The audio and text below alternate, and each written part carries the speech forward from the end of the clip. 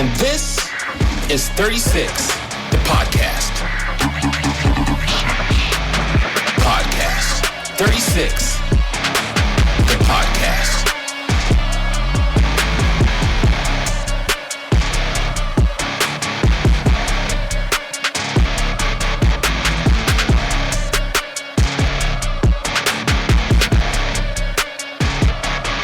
And this is 36, the podcast. What's up, Fairbanks? What's up, Fairbanks, North Star Borough? My name is Tilden, I'm Jeff. I'm Brandy. and this is 36 the podcast. I know, 2 weeks in a row, probably seeing something a little bit different. Well, that's because we have a special guest host for another episode. This is actually our 20th episode, and we are happy to have Mrs. Brandy Sturdivant Yes, sir. with us, standing in for Brandon. Brandon is doing kids hockey things. So Brandon's a hockey dad, and he's doing hockey things today. So, he's doing his thing. And so we've got a very awesome stand-in for him today. So thank you, Brandy, for joining us. Thank you for having me. Okay, all right. So on that note, so we got two hosts or guests for you today. We've got our grown-up dog musher guest, and we've got a junior musher guest. And so what we're going to do is we're going to interview the junior dog musher first while we're drinking our hop water. And our junior musher, what are you drinking? Their junior musher? Beer. A root beer, huh? Okay, so this is the alcohol-free 36 podcast version right here. But let me get into the introduction. So today's co-guest is someone proving that age doesn't define drive or determination. She's a junior musher, a kennel owner, and the heart behind Ridgeline Kennel, where passion and teamwork meet the frozen trail. Please welcome Evelyn Sturdivant to 36 the podcast. Welcome, Evelyn. How are you doing, young lady? Very tired right now. Very tired, huh? Okay, all right then, good deal. So this is what we're gonna do. Normally what we do is we start off with our taste test of today's cast. We're gonna hold off on that until we get to the adult musher, and we're just gonna sip on our refreshing hot water brought to us by Hoodoo Brewery as well. If you're not into drinking alcohol or beer, that's fine. We have other options for you. We have root beer, or we have their hot water. So in either case, you can't go wrong with either of these options if you are a alcohol-free person. So let's get into our first set of questions for Miss Evelyn. Are you ready? Yeah. Okay, so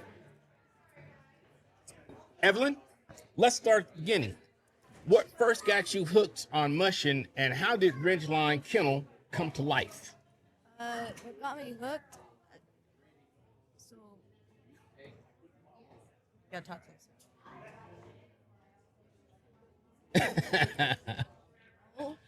I mean, okay, so was it your mom? Was it something that you saw? Was it like a TV show? Like did you experience the Iditarod in Fairbanks? What was it? my mom had this friend and his son mushed, and I thought it was cool, so I wanted to try a run. Okay. And I went for a small training run. I think it was not even a mile. Okay. But I held on and went, and I thought it was pretty fun. Okay. All right. Good deal. And so you were hooked ever since, huh? Yeah. Okay. So how many years ago was that probably? 6 years ago? Okay. So you're how old now? 13. Oh, good Lord. Okay. All right. And you've been doing this for how long now? 6 years since I was 7. Okay. All right. Go ahead. Okay. So, you apparently have your own kennel, and what's it like taking care of that many dogs by yourself? I don't really do it by myself. My parents help me sometimes, most of the time, but I do the majority of the dog work. It's a lot taking care of 7 dogs. I just recently got a new dog on Wednesday, I think, and it's been okay. It's still a little busy, but I still take care of them. Okay. I feed them, pick up their poop, Yeah. Gotcha. change their hay, feed them, water them. Okay. So that keeps you pretty busy, I'm thinking. Yeah. Okay. All right. Go ahead. Evelyn, what is the story behind the name Ridgeline Kennel? So me and my mom went on a run. And so, okay, so wait a minute, but who's your mom though, by the way? Ah, okay. So if you guys hadn't put that together yet, Brandy is Evelyn's mom. Yeah. So we went on a run in the White Mountains to Lee's cabin. Yeah, Lee's cabin, the White Mountains. It was about 14 miles there and back.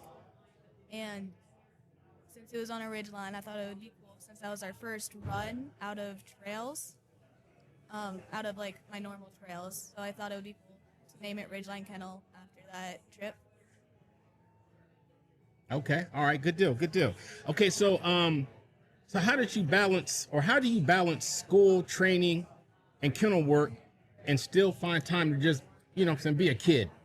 So I wake up, take care of my dog and stuff, and then I go to school normally. I do most of my work in school, so I don't have too much homework to do at home. Okay, When I do have homework, it's barely any. okay, So when I get home, I take care of my dogs again. I let them stay inside sometimes. Yep. Especially since we haven't had a dog yard for a bit since we're in the middle of moving. okay, So when they're inside, they take up my entire bed space. I have to sit on the floor because of them. okay, Yeah, I do. all right, good deal. And yeah, not much schoolwork. And I hang out with my friends on the weekends when I can. All right, Which two are sitting right behind us? Yeah, they're sitting over there. all right, good deal, good deal.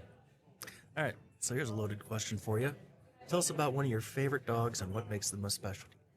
Chevy, she's my favorite dog. She doesn't really run for me. She runs for my sister, she's in the one dog, but she doesn't really run too much. Right.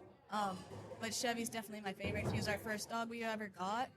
But my favorite dog on my team would probably have to be Sugar, since she Okay. was my first sled dog. All right. Okay, so junior mushing takes serious dedication. What has been your biggest challenge so far, and how did you overcome it? I don't have too many challenges. It's probably just training them and picking up their poop. That always takes forever when it freezes. Yep. I don't have too many challenges. Most challenging on the trail, though, would probably be when I fall off and I have to try to get back on my sled. Okay, all right, good deal. Okay, so, you competed in races so far, right? Yes. Okay, so, what's your favorite race you've run, and what moment on the trail sticks in your mind the most? So my favorite race probably would have to be in Anchorage, the World Champion, Okay. which I ran in the 3-dog, which was the first time I ran in there and the only time I've been there so far. Okay. We're planning to go next year, but we were planning to go this year, but it didn't happen. Gotcha. Enough snow. I don't really. There's a lot of moments on the trail that stick in my mind since I do it so much, multiple times a week. Oh, wow. Okay. All right. How Good many deal. dogs do you run now? I run 6 dogs now. I want to try to start running 8 dogs. All right. Good. Oh, okay. Now, so is that the new dog that you just got? Yeah. Okay. How long is it gonna take to get that new dog trained up and like part of the team? Well, so he's pretty trained, but since he's a yearling, I have to train him for my team. It won't take long, I don't think. Okay. All right. Good deal. All right. Okay, so how do you prepare your dogs physically and mentally for race season? They are very spoiled. They stay inside pretty much half of the year. I switch them out sometimes. Since we have a better dog yard, they might stay outside longer, but still come inside for a bit for loves and treats and stuff. They still get treats outside, obviously. Okay.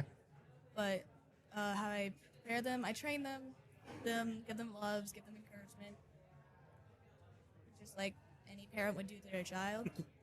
Oh, wow. Okay. Good deal. Good deal. Now, so have you always been like a dog person or what? Yeah, me and my brother, we begged for a dog for years. Yeah. Years.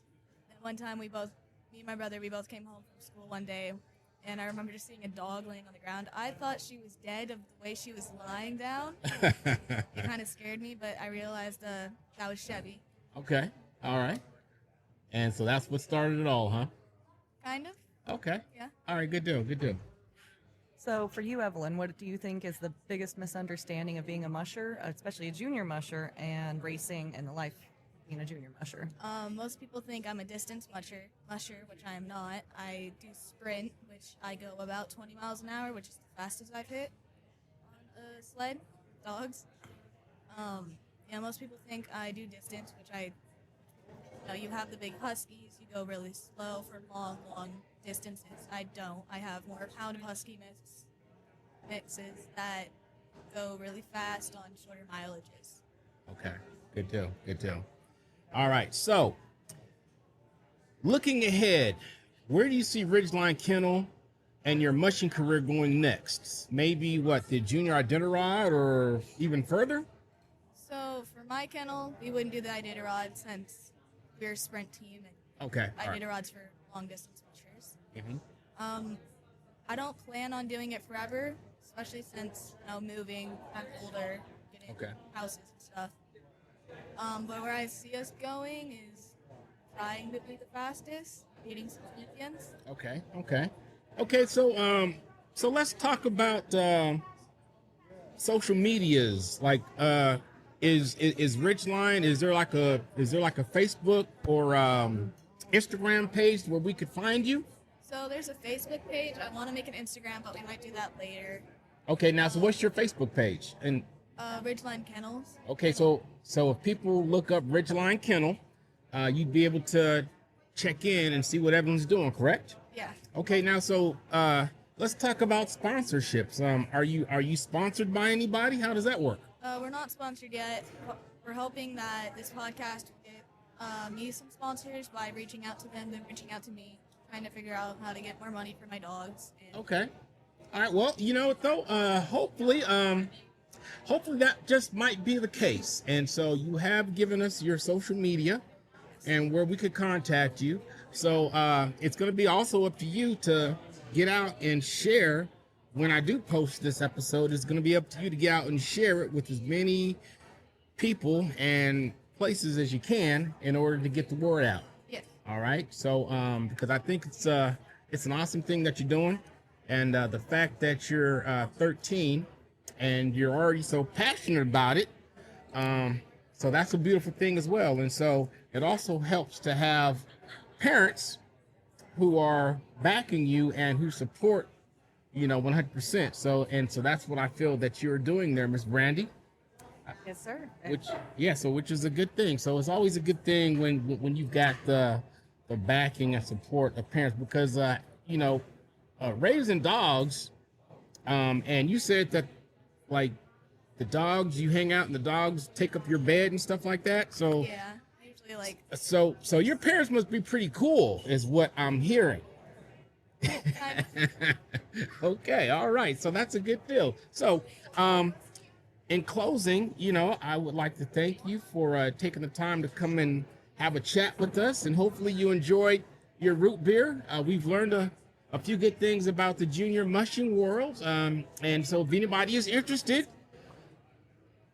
and you have a kid who would like to get involved with the junior mushing, please go to Ridgeline Kennel on Facebook. I will probably wind up putting a link on the YouTube page in the notes.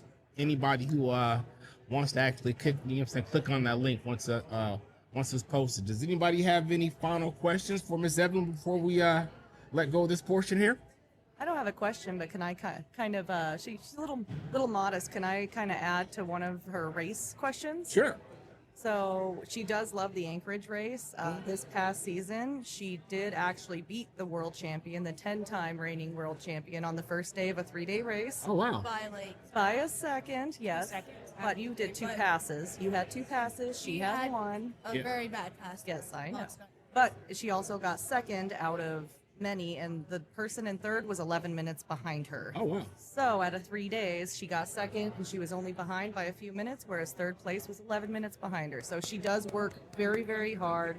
She's very modest, and so she does work very hard. She does all of it herself. We are not mushers. Yeah. And so to see her come as far as she has in those races and just kicking butt, we're very, very proud of her. Well, that's awesome. That's awesome. And it looks like you have a good support team behind you in your corner.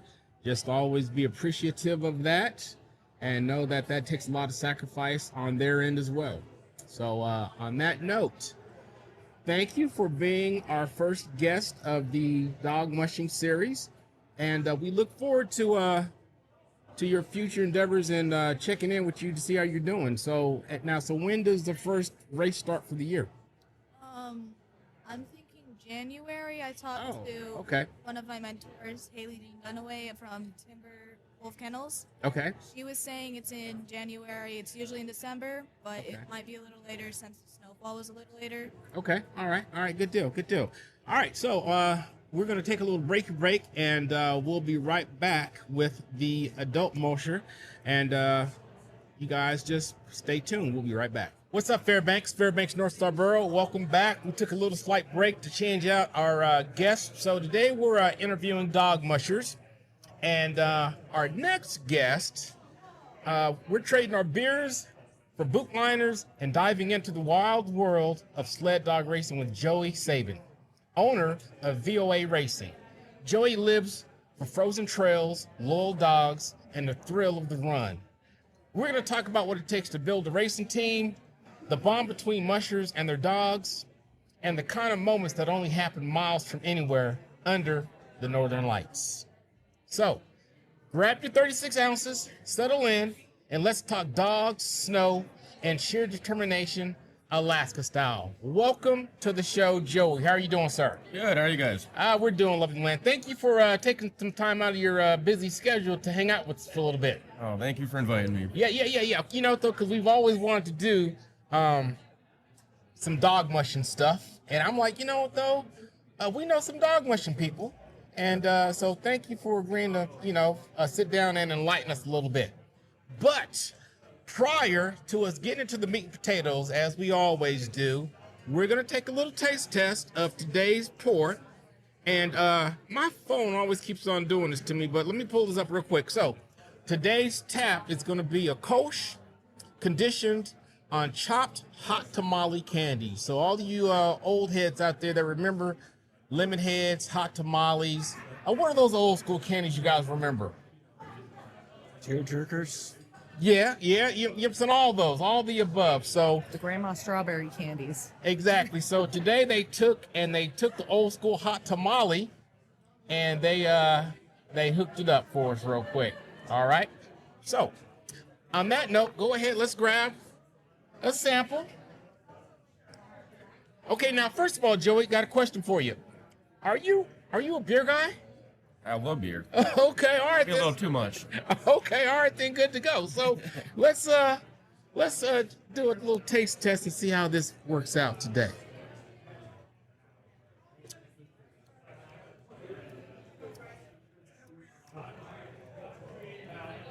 Bad. Okay, so my initial taste, it actually threw me back to the old school hot tamale candy. So that's the first thing that I tasted. I'm like, oh, okay. They kind of sort of got this one right. Yeah. What you thinking, Jeff? Not really noticing the tamale too much, but it's probably just like the candy where Yeah. this isn't too bad. Yeah. Yeah, where you're like, okay, where do I spit this out at? All right, Brandy, what you thinking? I kind of like it. It's got the beer taste first, and the tamale kind of comes out after. Yeah.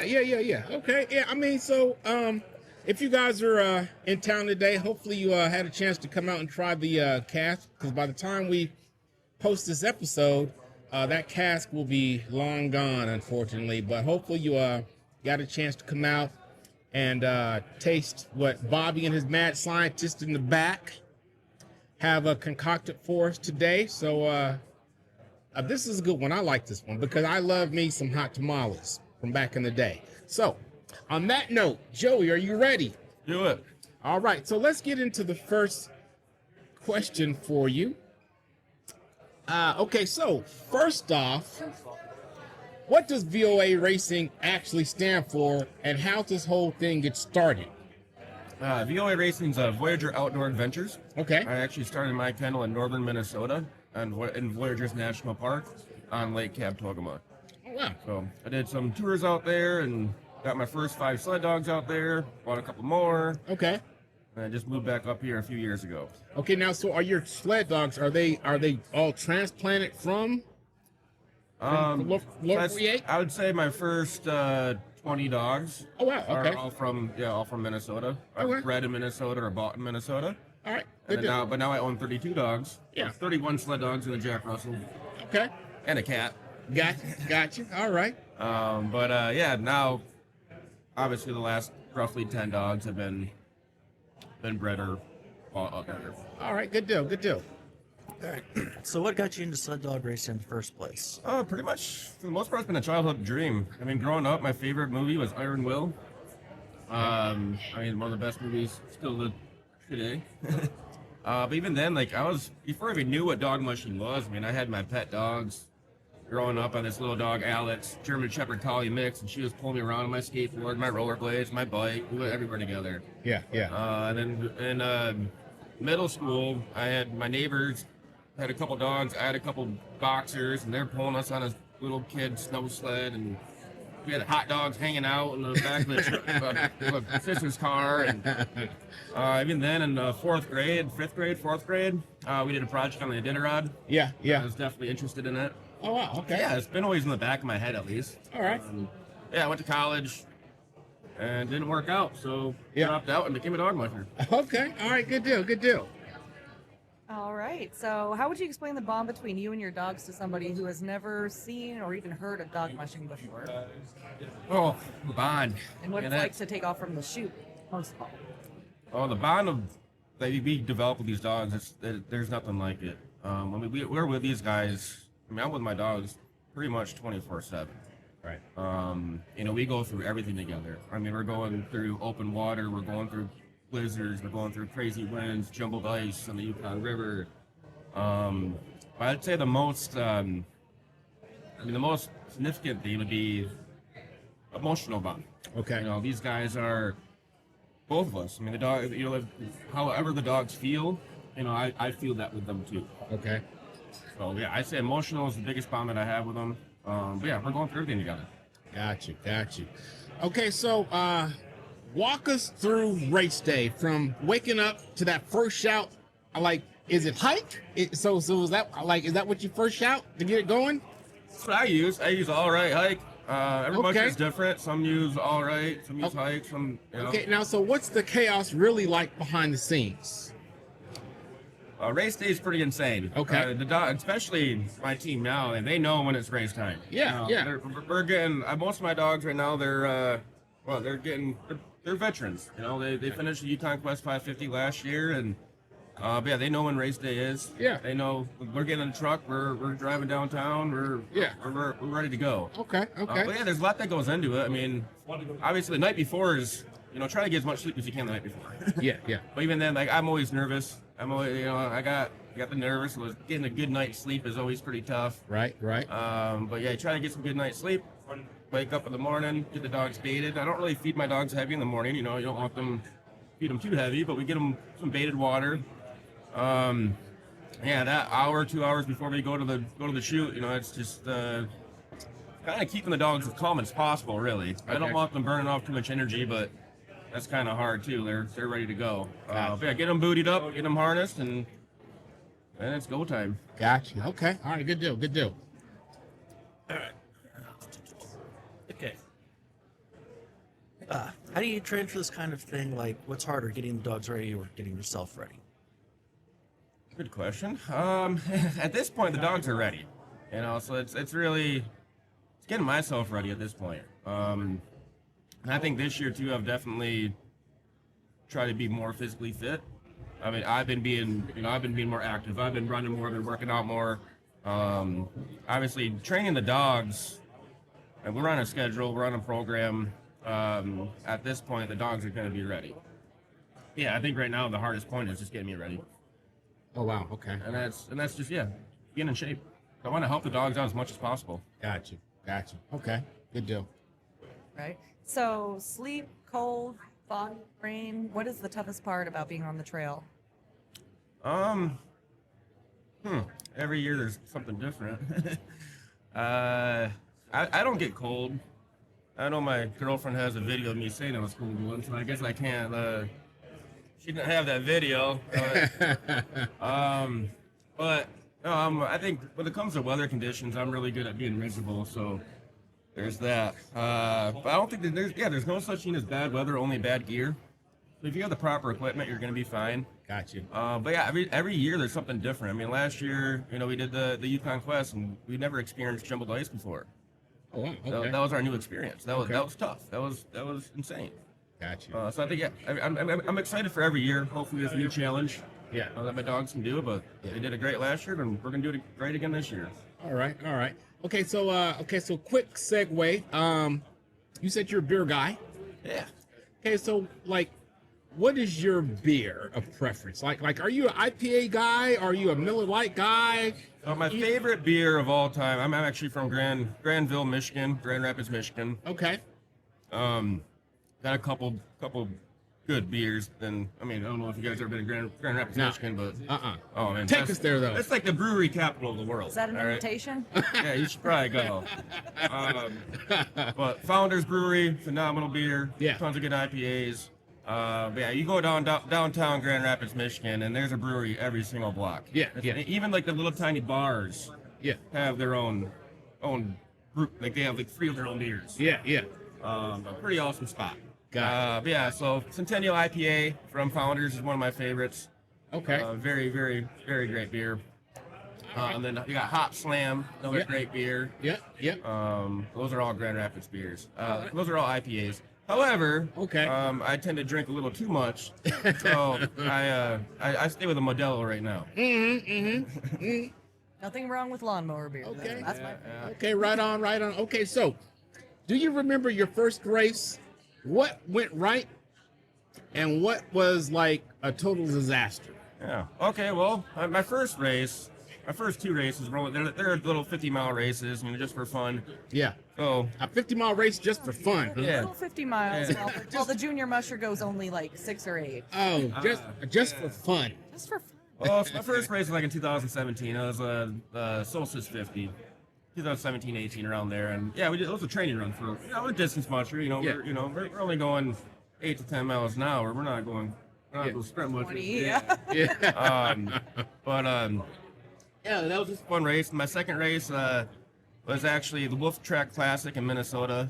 That was pretty brutal, actually. I was unfortunately in a car accident about 6 months prior to that race. I broke both my legs and 30 other bones in my body. Oh wow. And for that 50-mile race, it was actually a really hilly race. And at the end of it, I was like, I do not want to see a hill again. Yeah.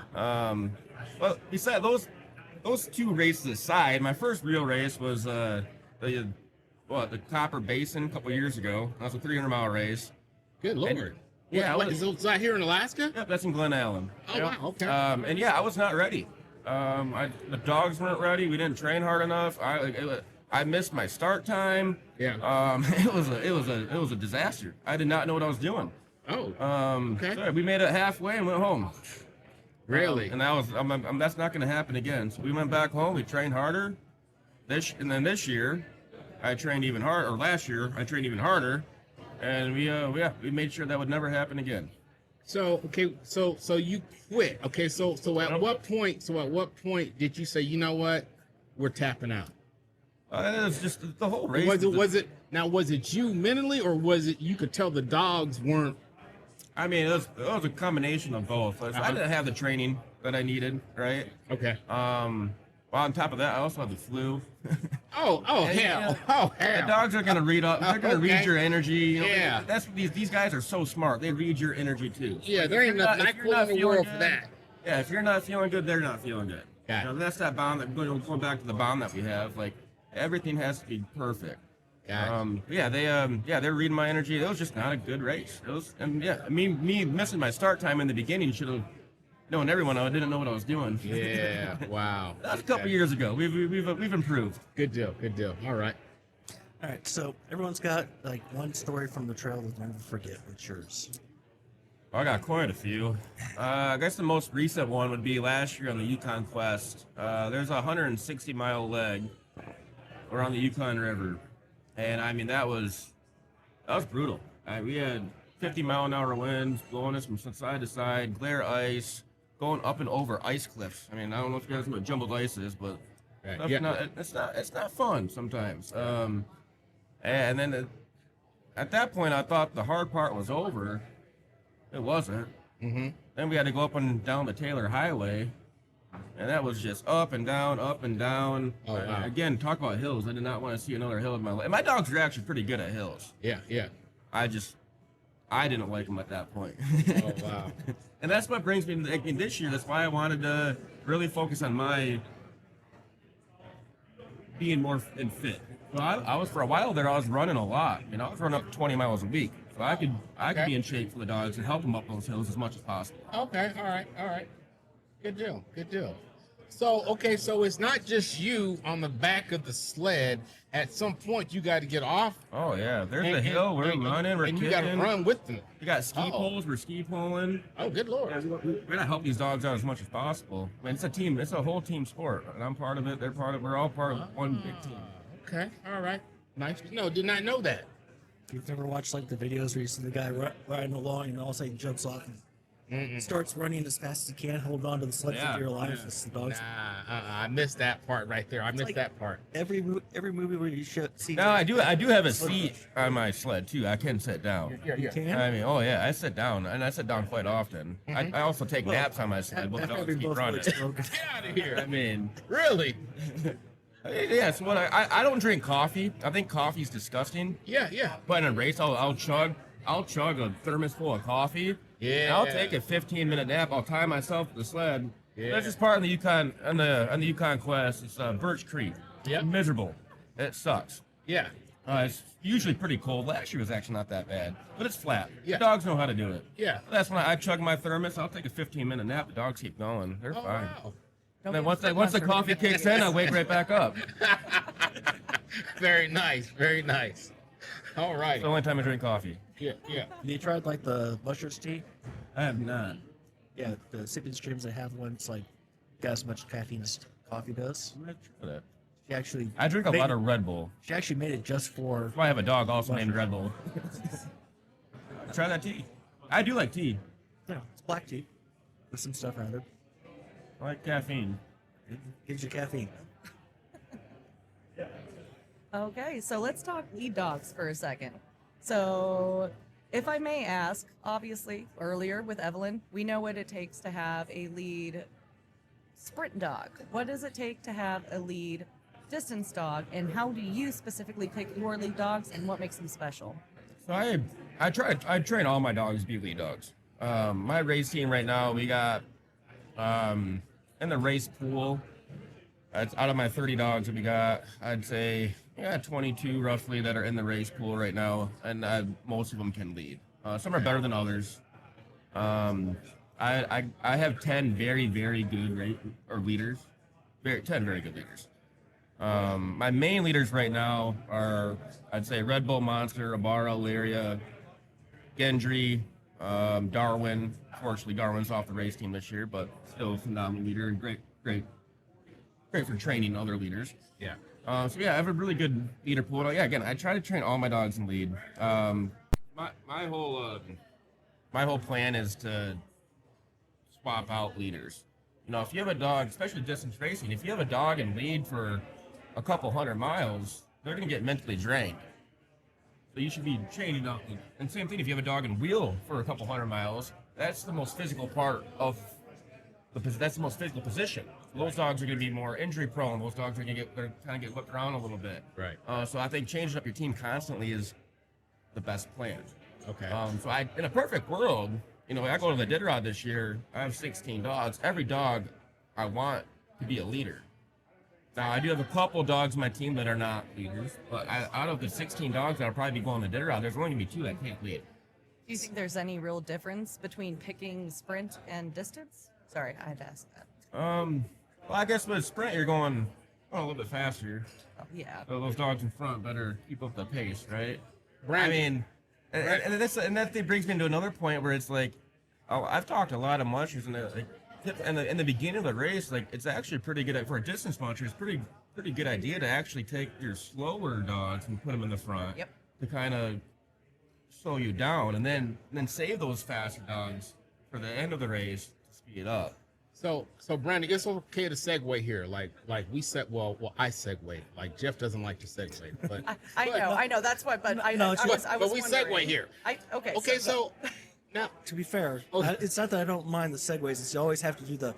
So we're gonna segue here. Wait, so should I have said, I hey, may can have come up with a segue? drinking game with Hey, some of the people you that work asked here. me to be a part of a mushing thing, and I have the junior musher, so It's I'm all like, good. segue, whatever you said. Yeah. Do you guys know what a wheel dog is? No. This is the first one, You want you? I mean, or yeah, the and first the one from the sled. first closest one to the sled. Yeah. Yeah, closest one on the sled. Okay, so my question now is so all dogs, you train all your dogs to be lead dogs. So so you've got a lot of dogs that want to be the alpha every race. So how do you? I'm the alpha. Amen. Oh. There you go. No, there's no alpha. I'm the alpha. Oh. It's the truth. Okay. I don't want any dog to think they're the alpha. I'm the alpha. I'm the. Oh. We were all a team at the Yeah. same time, but Yeah. no, yeah, we don't want. Okay, so there's never no conflict from this lead dog wanting to be lead dog, but you I pick mean, this dog. they're all this lead dog. siblings at some point, so they bicker here and there. But at my kennel, how I run my kennel is everything's kind of. I like my dogs to be able to roam around free. They all know their name. I can let every single one of my dogs loose, except for one. I can let them all loose. Call them, they come. Yeah. But I still don't want someone to think they're the boss. I'm Right. the boss. Got you. Understandable. Okay, so there's a lot of talk about how mushers treat their dogs. So how do you make sure your team stays happy, healthy, and excited to run? Again, just like free running dogs. I think so. As soon as I have puppies, as soon as they're just a couple months old, not even. As soon as they're a couple weeks old, as soon as they can walk, I'm taking them on puppy walks and constantly taking them on puppy walks, free running. As soon as they're a couple months old, I'm letting them loose with the adult dogs. Okay. I always pick the adult dogs that I know are going to be friendly, Right. a little bit more friendly. Right. And then as they get a little bit older, I take out other dogs I know might be a little bossy. Right. But you slowly introduce the puppies into that. All my dogs free roaming. Okay. And just kind of have them where they can just be active and Got you. play with each other and have fun. Got What do you do if you have jumpers? If you're free roaming and you have jumpers. Jumpers, as in. Do any distance dogs jump? Like we have a jumper. We can't let her loose outside. She stays inside. She jumps the fence. We don't have a fence. Oh well. So yeah, my dogs will literally not take off. Wow, that's awesome. I only have out of my, again, I own 32 dogs. Free I have one dog. Her name is Gaia. I did not raise her. Unfortunately, she's the only dog I cannot let loose. She would run away, and it might take me 2 days to get her. Oh wow. Really? But she'll stay around the kennel. Yeah. She's a little skittish dog, Yeah. But all my other dogs I can let loose. I call them. They come right to me. And that's my whole thing is keeping them happy and healthy. Also, I'm constantly doing vet checks. I mean, my personal vet checks. Right. I do have a vet come to my house quite often to look them over and whatnot. But I'm constantly checking my dogs for harness rub, feet. I'm massaging my dogs constantly. I got a laser light therapy I use on dogs if they're have the sore muscles and whatnot. Okay. I got all the creams and ointments for feet and shoulders and whatnot. So yeah, pretty much every Sunday I do I call it feet and heat. So I check the dogs for feet and heat, and then I also check, if they have any harness rub, if they have any other quirks going on with them. Right. Okay. Good deal. But back to the free running thing, it's something that I really pride myself on in my kennel is that I can free run my dogs and let my dogs loose. And that takes awesome. a lot of time. I mean that you have to spend a lot of time with those puppies to be able to do that. Right. I think my neighbors would kill me. Yeah. Okay, so when people see VOA racing online or at a race, what's something they don't see that you wish they knew? Oh, this is a team thing. It's not just me out there. My partner Willow is a big part of how this whole thing goes. And she helps train the dogs. She's out there, feeding, scooping, training, and the dogs itself. I mean, it's all a team effort. We also have to have, when we go to these races, we have to have friends to help take care of the dogs when we go to races because we're not bringing every single dog that we own to a race. We need someone to watch the kennel. I mean, there's so much more that goes into racing that people don't see. Like, you can think like, you just hop on the runners and go. No, this is a big team effort. You talked about 50-mile-an-hour winds. So when the weather just flips up like that, of like, what do you do when it's nice and cool, calm, collective, and then all of a sudden Alaska does its thing and the weather just goes haywire? I think I mentioned this before. There's no such thing as bad weather, only bad gear, right? So it's kind of like I've always had like a layering system with my parka and my pants and whatnot, where I could put layers on, take layers off, have a lot of my parkas have a lot of good wind breaking material on them, so they block that wind. But also, again, I'm just very good at being miserable, so I just handle it. My daughter was. The dogs are fine. The dogs are always fine. My daughter. No, she's pretty good at it too. And I typically never have to worry about the dogs. Dogs, they just keep going. But yeah, with me, it's kind of like, there's tons of times in the races where it's like like last year in the Yukon Quest, the race started, it was above zero, I believe, in the Yukon Quest last year, but then it got down to about -20. Oh. So like I'm constantly, you just got to bring the gear that you need for weather changing. And this year we're doing the Iditarod, and we're gonna be, it could be 50 degrees, and then it could be -50. That's gonna be a 10+ day race. So. What? Nice. Okay, so what's one myth or misconception about sled dog racing that drives you nuts? There's a couple of those. Well, the first one it used to really tick me off was, these aren't Huskies. And now I don't really. It's actually, now it kind of brings me in the segue to like talk about the actual Alaskan Husky, right? Right. Someone ask me that, because when people call it, like my main job is I give dog sit rides. That's all I do. I hang on my dogs all day long. I give dog sit rides 4 days a week, 2 to 4 days a week. Yeah. And I race.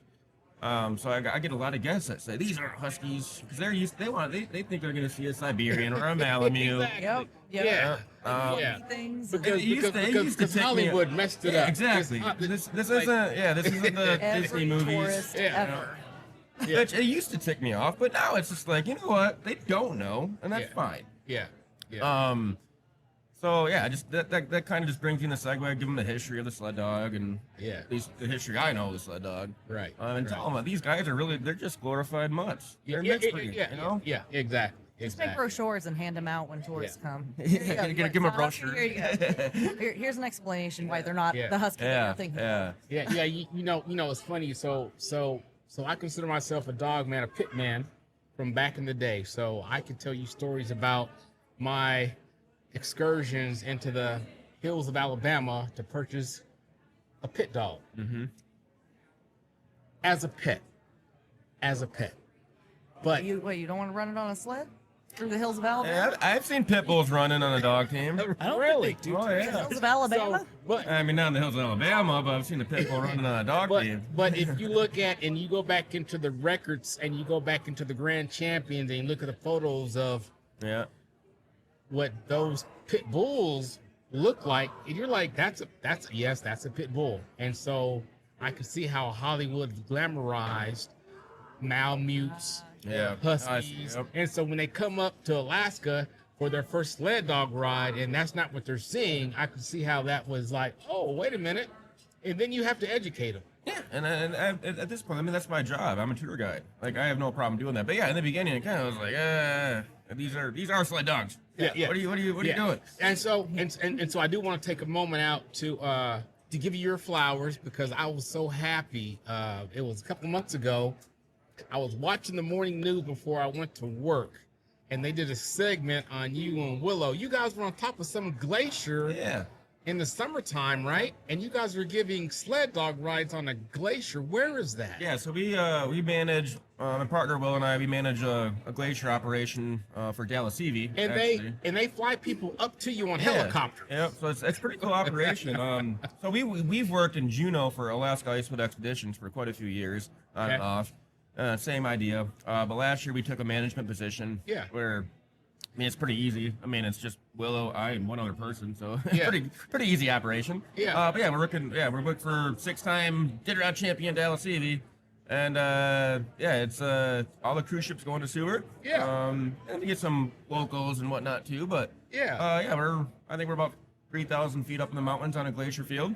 So that was a proud moment for me, right? Because I'm like, that guy served me beer at Silver Goat. Yeah. You It's like, used to work at Silver Goat. I know Joey. I thought you looked familiar. It's like I know Joey. I know Joey. Well, I know Willow and Joey. Yeah, so the cruise ships go in there and they get a helicopter ride up to the glacier and we give them little dogs to ride. Now, how does that work? Are you guys up there all the time, or do you So come back we're, every night, or how does that work? So we have an apartment in town.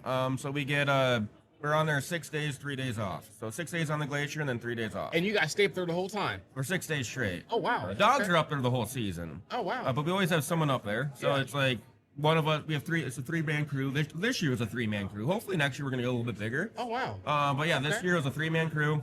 One of us is always off. Yeah. But yeah, 6 days on, 3 days off. Yeah, well, you look here, man. Like, that made me happy when I saw that new segment. So kudos to you. You gotta guys, shower man. sometime. So Yeah, exactly. So kudos to you guys. Okay, so is it on? No, it's not on me. I would say during the summertime, the dogs probably prefer it up on the glacier. But yeah, I mean, it's Even after pretty nice being up there. It's like, I mean, I was doing 20-mile runs on the glacier this summer. My dogs are getting trained. Oh, wow. I mean, I gave them some time off. But if I gave them like the first month up there, we just did tours, and then the second month I started doing 20-mile runs. Yeah. Especially the days that we didn't. If we got a lot of times we get a lot of weather cancellations. The weather can be pretty bad up there. I mean, we're 3,000 feet up in the mountains, right? So weather can come. It can be foggy, it can be windy. Helicopters can't fly. So on the days that we have no tours, I take my dogs on a 20-mile run up in the mountains on the glacier. It's pretty cool. Just for fun? Just for fun. and most of the dogs I've met, they rather run than do nothing at all. Yeah, but they do need their time off, and the dogs don't. I mean, sometimes the dogs don't realize that they need time off. They want to run. Yeah. That's my job too, to make sure that they get the recovery time. I mean, my dogs, if I let them, they would. I could hook them up every single day. Mm-hmm. They're ready to go, but they do need, just like any other professional athlete, they need their time off. Right. All right, so if you could change one thing about the sport, the rules, media coverage, anything, what would it be? More of it, I guess. I mean, rules. I mean, there's no rules that I disagree with, at least that I know of. But media coverage. I wish there was more media coverage. Yeah. I wish there was more races. Dog mushings. I feel like it's kind of been like, I can't say it's dying, but it's definitely declining. Mm-hmm. There's not as much races anymore. I mean that's part of, it's an expensive hobby. And maybe it's just there's not as many mushers right now, but I know of a lot of upcoming mushers. So, yeah, I just wish there was more. I wish there was more races. I wish there was more media coverage. What we do is pretty awesome. Nice. Okay. All right. And finally, do you have any other kind of goals, bucket list? What are you ready to do with VOA racing? Well, this year our main focus is the Iditarod. We also plan on doing the Copper Basin. We're gonna have 2 teams in the Copper Basin, so I'll be racing, and then my partner Willow will be racing as well. Mm-hmm. I mean, that plan is for us both to race that race. I also plan on doing the Yukon Quest 750 this year. Mm-hmm. But the main focus this year is the Iditarod. So that's our main goal. That's what we're shooting for. This will be my rookie run, first time doing it, and Oh, wow. Okay. We want- All right. Good deal. we want to have the best possible Iditarod run we can have. But that also, I want happy dogs. I want to be happy. I want the dogs to be happy. Gotcha. So obviously we're not going to be crazy competitive, but we do want to. Well, we want to do good. Okay. All right. So, on that note, okay, so let's go ahead and let's do a backtrack real quick, guys. Okay, so you can find 3060 Podcast. We have a Facebook presence, 3060 Podcast. You can actually find our audio podcasts. They're going to be on all your usual suspects. We can find us on Apple, Amazon, and everywhere in between. You can also, if you're going to be watching the video, of course, you can find us on YouTube. Let's talk about socials, Joey. Can we find VOA on any socials? Yeah, so I'm on Facebook. I got a Voyager Outdoor Adventures VOA Racing on Facebook. Joey Sabin's my name too. You can follow my personal account. Instagram is VOA Racing. Okay. And then I also have a website in the works. Hopefully it'll be up and running here in a couple days. I mean, it's Okay. as of right now, all it is my logo. Yeah. I got a guy working on it, and that's voaracing.com. Okay. Which is pretty cool. We just got like tons of headshots done with all the sled dogs, and we're gonna have a sponsorship program on the website. Okay. So if people are looking to sponsor Sled Dog Team, they can reach out to you. Yeah. So on the website, eventually on the website is gonna be the best way. They can sponsor a dog. They can buy a bag of kibble for the kennel. Okay, and so there's going to be directions on how to do that. Correct. Yep. Okay, so what I'm going to do, everybody, if you're interested in becoming a sponsor, I'm going to add the links to Joey's sled dog operation team as well on the video portion and probably on the audio podcast version as well. So be on the lookout for those links in case you guys are interested and becoming a sponsor. So thank you. Yeah. We're wishing you all the best of luck, but we're not done yet. Let's see how much time we have left. Got an hour. So we have an hour left, all right? So what we're going to do is Get another beer. so we're going to take a little break. So we're going to take a little break. We're going to refresh, and we're going to come back, I think, for a few questions. We're going to do a couple of freestyle segues. These are questions that are just like we came up with while you were talking, and we're going to shoot them at you because we want to dig deeper into some of the things that you were saying. Sounds good. So on that note, everybody, we'll be right back. All right, welcome back. We took a little break. We got refilled on some beer. And okay, so this second portion right here, we have a few minutes, and we're gonna do a couple of freestyle segues. So please go ahead. If you guys have any questions you want to throw at Joey that you that came up, go ahead. All right. So my question is basically just the logistics of doing the Yukon Quest. You know, what happens if a dog gets injured? Can you bring out a second dog? Have a second dog flown? Yeah, no. So you can only start. You can drop dogs. You can't switch out a dog. You can't alternate dogs. Okay. So kind of my big thing I want to work on this year though is carrying dogs as much as possible, even though nothing's wrong with them. Just like give them an extra break. Okay. That takes additional training during the season to train them to be able to be comfortable sitting in the bag. So that's something I definitely want to work on this year. But yeah, like if for instance Yukon Quest 14 dog team, I would like to have one dog off that team at all times, carrying it in the bag, just to give it additional rest. And then every 20 to 50 miles, switch that dog out for another dog. That dog will go back on the team, switch that dog out. But when it comes to a point if a dog does get injured or if a dog is slowing down, because I honestly, like you can only go as fast as the slowest dog, right? So if a dog slows down, that doesn't mean they're hurt, doesn't mean that there's nothing wrong with them, but you're better off leaving that dog behind because it can only go as fast as the slowest dog. So yeah, once you get to a checkpoint, you drop that dog. That dog would then, in the Yukon Quest, for instance, there's a lot of remote villages. I did around a lot of remote villages. That dog would then get flown back to either Fairbanks or Anchorage. Oh. And then a handler would come pick that dog up and bring it home. Okay, so take me through this right here. Okay, so because you said you can't switch out dogs. Okay, so you start with how many dogs can be on the sled at one time at any given time? So depend for obviously depends on the race. Okay. So the Copper Basin, for instance, 300-mile race that we're both doing. Okay. My partner and I. That's a handler race. So there's gonna be a handler at every single checkpoint. Okay. That's a 12-dog race. Mm-hmm. And so if you have to drop a dog, the truck's gonna be there. The handler's gonna be there. Okay. They can take care of that dog. Okay. Now for the Yukon Quest and the Iditarod, those are remote races. Right. Those aren't completely handled races. So you'll get to these remote villages, and you'll have to drop a dog. Yeah, and then the vets will take care of that dog in the checkpoint, and then they fly them back where they have to go. Okay. So 12 dogs. Okay, so when you get to a checkpoint and you have to switch, so you can't switch out dogs. Can't switch out any dogs, no. Oh, okay. And the Yukon Quest is a 14-dog race, and the Iditarod's a 16-dog race. Okay, so it's not like it's like basketball or football where you got people on the bench waiting to go in. No, and I can explain why too, because of what Evelyn's done, but can you tell them why you're not allowed to switch out dogs? Why you're not allowed to switch out dogs?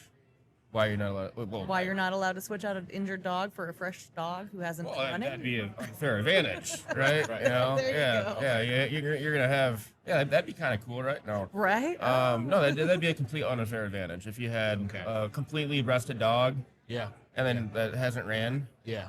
Yeah, I can see that. You know, that's just Gotcha. Gotcha. Yeah, like, for instance, last year the Yukon Quest, I started with 14 dogs and finished with 8. Okay. All right. Oh, good Lord. Oh, then if you can put new dogs in every time, then you would be way ahead of advantage. for all So, that. okay, so the guys who actually win those type of races, so their team is that well conditioned and that healthy to where they're probably finishing with damn near all their dogs? No, honestly, for the Iditarod this year, I honestly probably only want to finish with 10 dogs. It's not, and that when we're dropping dogs, it's not a bad thing. So that just comes with the territory. Yeah, Everybody's gonna drop dogs. Yeah, and Okay, you're all dropping dogs for so many different reasons. Got you. Some are slowing down. Yeah, injuries happen, but that's honestly most of the time I'm dropping a dog. It's not because of an injury. It's just because they're slowing down a little bit, or you got puppies on the team. I don't want to if I go to the Iditarod and I have puppies on the team, I'm not going to make my puppy do 1,000 miles. Yeah. I'm going to drop that puppy halfway through the race, or maybe 300 miles in the race, just to give him some experience. Right. But my whole thing with the Iditarod, it'd be cool to finish with all 16 dogs. That's awesome. That looks really good. And that'd be the best thing in the world. Yeah. But my whole thing is you get 500 miles into a race, you're dead tired. You don't know what your name is. You have no idea what's going on. It's a lot easier taking care of 10 dogs than 16. So as I stated before, being a dog man, so there are certain aspects of that life where that bring on a bigger stud fee. So I'm assuming that all your dogs, males and females, that can go the entire length, those are going to be your best breeders. Yeah, right now, we finished the Yukon Quest last year, the 550, which I would say those 8 dogs that finished that race are now worth a decent amount of money. Yeah, right? exactly. They finished a 550-mile race. Exactly.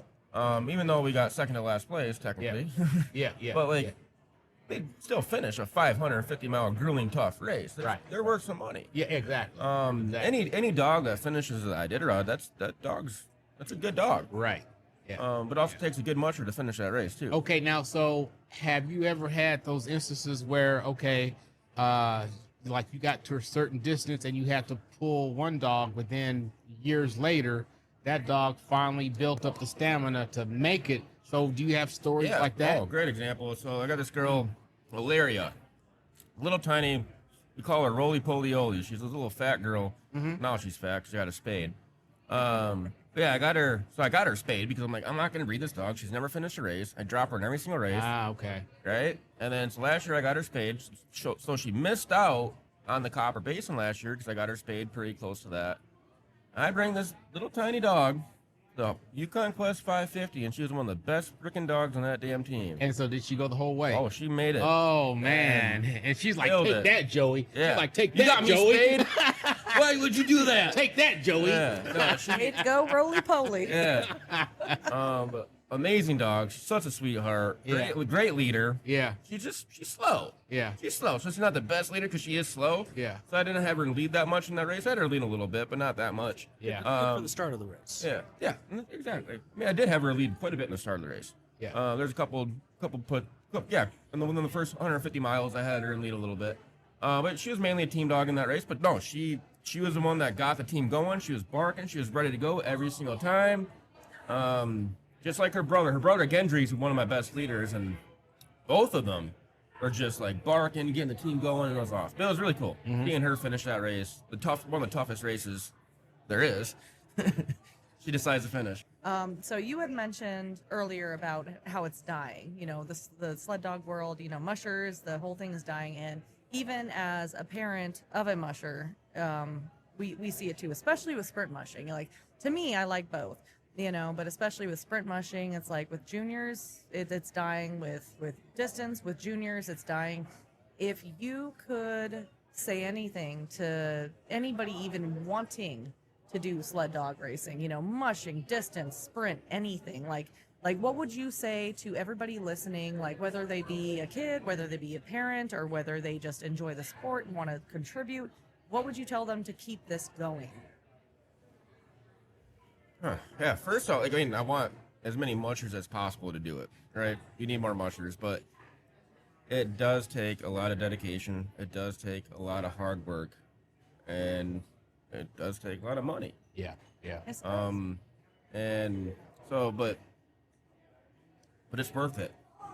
It's the most rewarding thing, honestly, you can do, in my opinion. Like, just seeing how happy the dogs are when they get hooked up and they're running, and then when everything comes together. Like, I mean, last year I did the Yukon Quest 550. That's the longest race I ever did.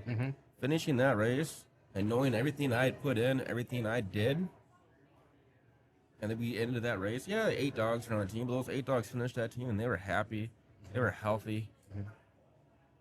And it was fun. But yeah, I think, like, telling someone that they want to get into this, please do. But know that what it comes with. Like, I don't go on vacation.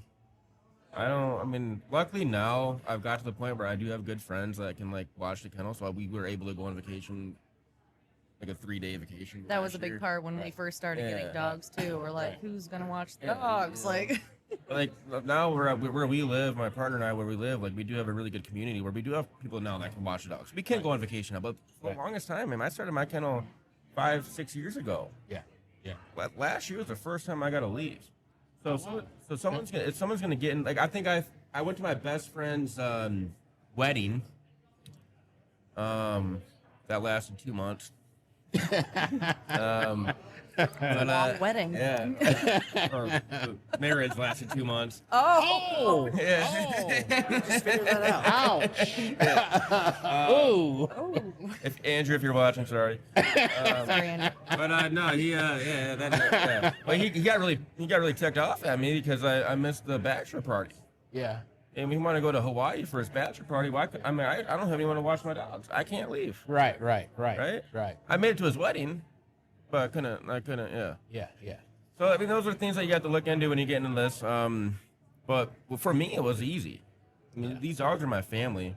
Yeah. I love them so much. I mean, without the dogs, there's nothing for me. Yeah. So this is all I do. Yeah. Good deal. Now, so do you guys have any? Never mind. Go ahead, Jeff. You got a question. Go ahead.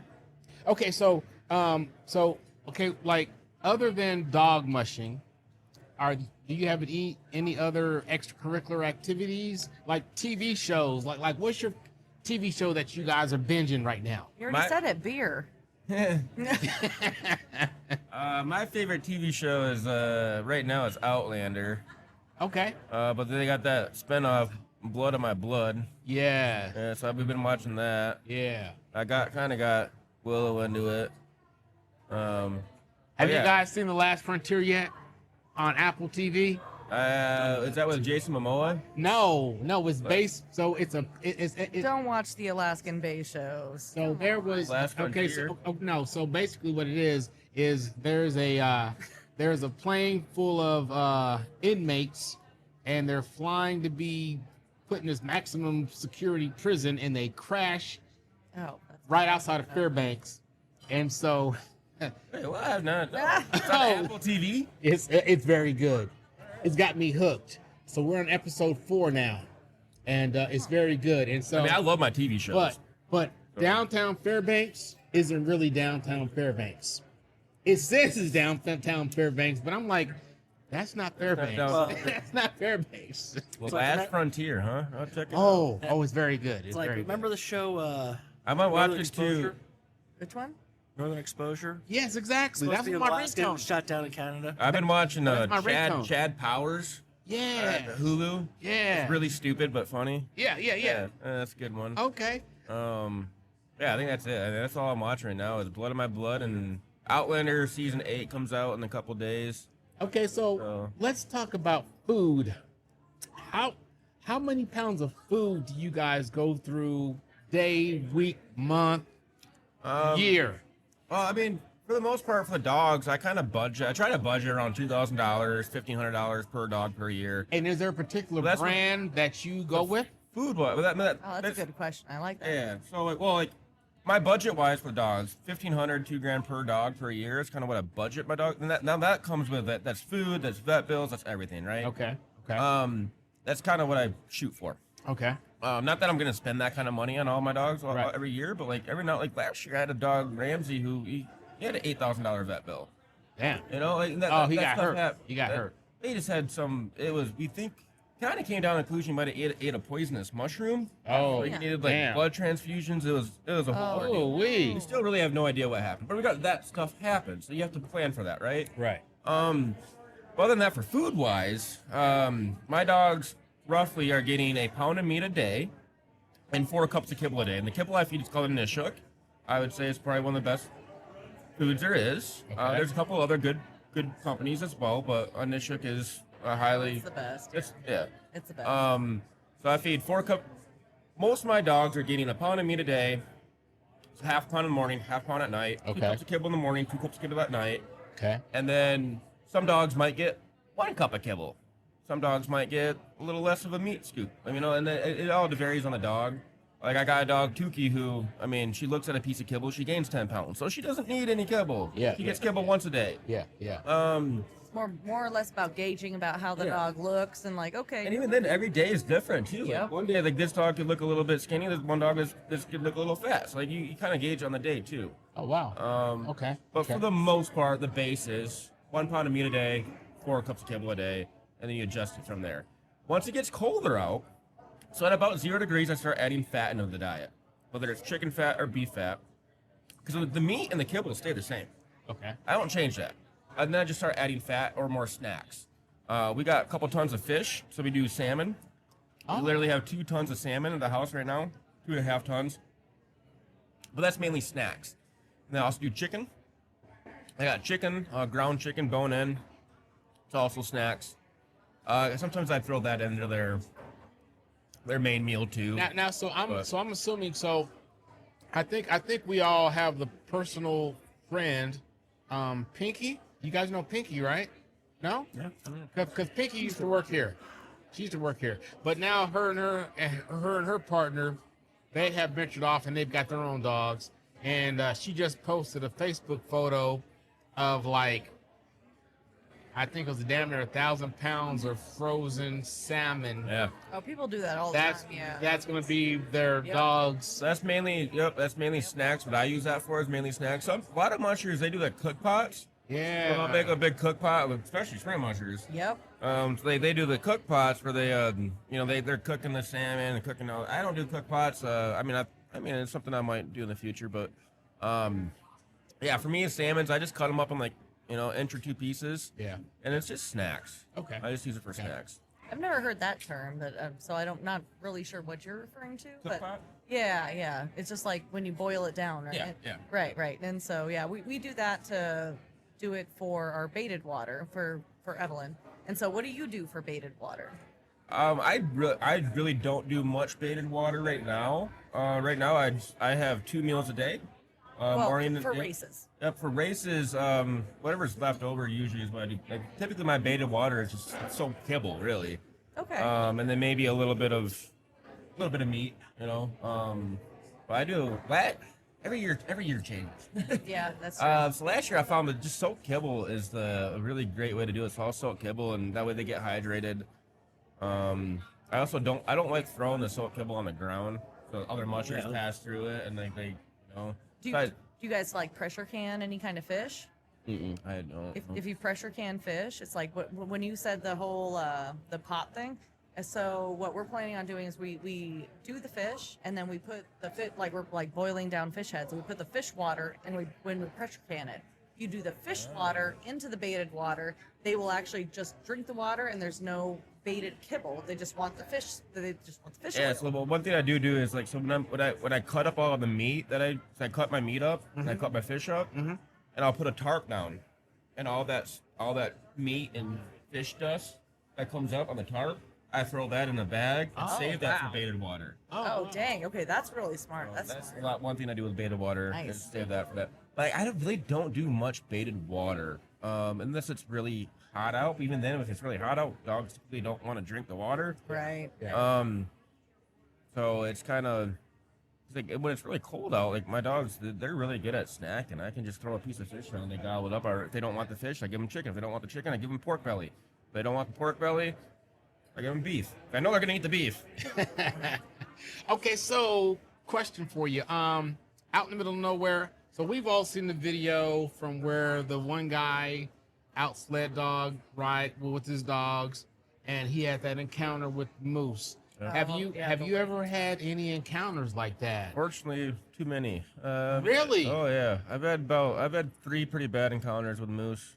Okay, so just moose or like wolves or any other animals? No, never. I mean, I had one cool encounter with a wolf pack.